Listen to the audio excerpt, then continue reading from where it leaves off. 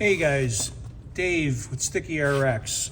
So we have a set of 488 transmission switches here, reverse auto PS. You can see they're all sticky. We reproduce these so that you don't have to send these to us. And this is how you receive them in the packaging. There's a few QR codes, one for our phone number if you have questions, another one for an email, and then there's a QR code here for videos, and this particular video will also be in the playlist in that QR code. So I thought I would do a video specifically for the 488. These are very similar to 458, 458 Special, several different models. So the concept and the principle is the same, but in case somebody wants it specifically for 488, let's get started and do this right here. So the first thing I'm going to do is take a Sharpie marker, and I'm going to mark the back of all these buttons. Reverse for R, I'll put A for auto. You don't want to you don't want to mix these up, excuse me. So PS for power start. So I'll do that.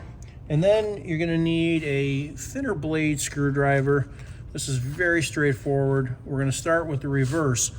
Now, I probably mentioned this in another video, but anytime you have an injection molded part that has like a hole here, you run the potential for a weld line crack. And let me explain what that means. When material is flowing in the mold, it gets to the insert that forms this hole or this square cutout, and it has to flow around both sides and rejoin. Depending on the properties of the mold, you can be left with a line that breaks very easy because it's not fully melted, if you will.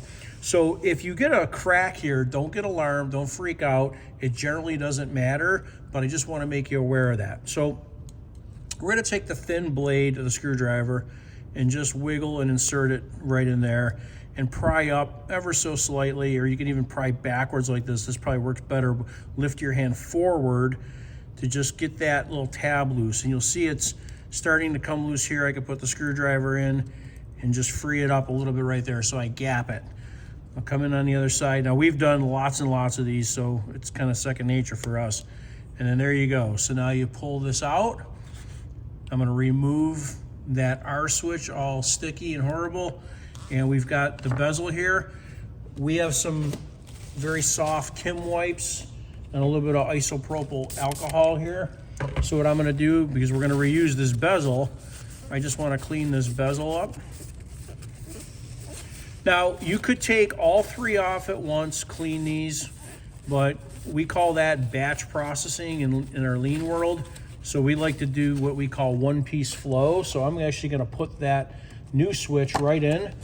To open our packaging is very simple. You just spread this open. It'll unsnap, and you've got the switch buttons here. So I'm going to take the reverse, and I'm going to put that right in.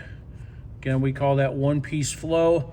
If you do it this way, you don't really even need to mark the back, but I mark it anyway. So you get, now there's a tang here to line up. Oh, and actually I need to back up. What you also want to do is this little plus, that needs to make contact. If you look down inside and you see this little switch, that's the switch on the circuit board. This can be put in wrong. You could put it in 90 degrees off, I believe. Oh, actually, I may be wrong. You may not be able to put it in wrong.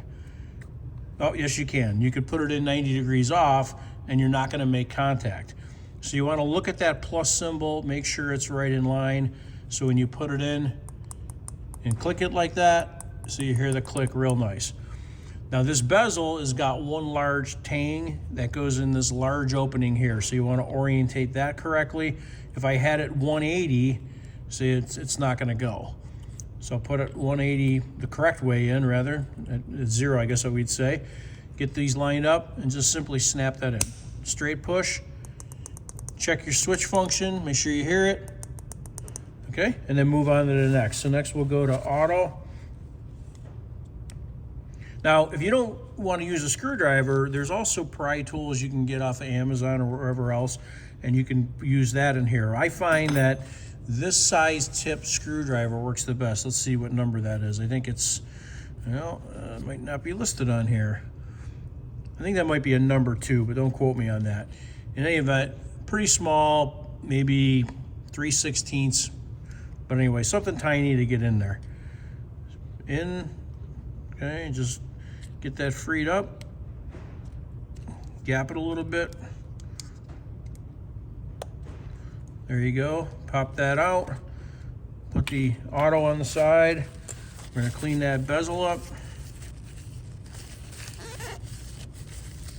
Now, I'll fill you in on a little secret here. If you have coffee or anything organic that was spilled on these bezels, isopropyl alcohol will not wipe it off. You have to use something like Simple Green or something like that to get it off, or a dish soap, because alcohol does not cut anything natural such as coffee. Okay, so that was the auto button. So I'll grab that. Once again, we're gonna key this in. Now I wanna mention one thing here.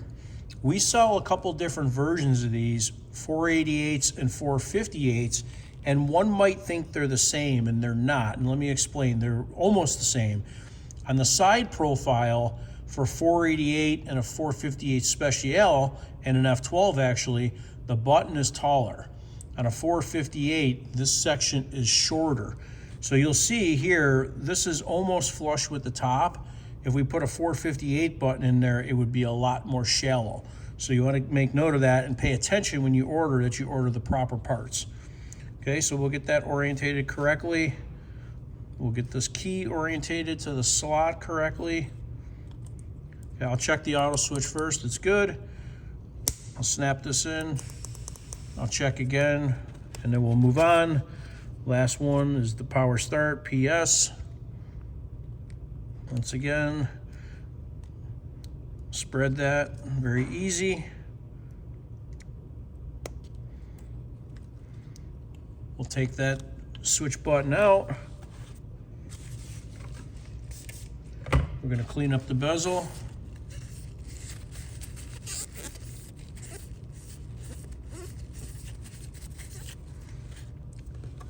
Gonna get the last switch button out, the PS. Again, we're orientating that properly. The plus, mashing that little switch button. We'll check it. That's good. We'll take the bezel, orientate this tang to up here. Snap that in, check that. Now we've done them all. Now we use a really, really nice lint-free wiper here. So if I got some fingerprints on this or whatever, use a little isopropyl alcohol, and very gently I'm gonna wipe these buttons. And you can blow them off like that to evaporate the alcohol. You see how good that looks. You don't wanna press hard and rub and polish, because you'll shine that low gloss coating up. So you just wanna have a wet wiper and a light wipe. See, I'm not rubbing, I'm not polishing, I'm just wiping so slight. And then look how great that graphic looks and how the coating looks. Same thing on the PS. And you're totally done. Once again, they're gonna come 3 per pack here. Sticky RX, stickyrxrs.com. Lots of new reproduction products in stock. And there you go. There's the set of 3. Looking real good. Thanks for watching. Have a great day.